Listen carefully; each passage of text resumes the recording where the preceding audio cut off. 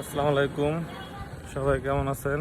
আজকে শুক্রবার, আমি আর আব্দুল্লাহ বাজার করতে যাইতেছি সকাল সকাল ঘুম থেকে উঠে। আবু, কোথায় তুমি?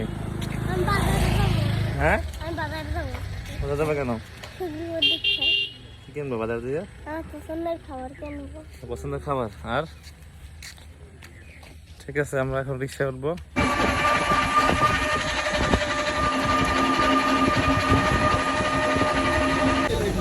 আব্দুল্লাহ এখন আফসানের জন্য তার মিস্ত্রি সুজি কিনতেছে। আবু, আর কিছু না?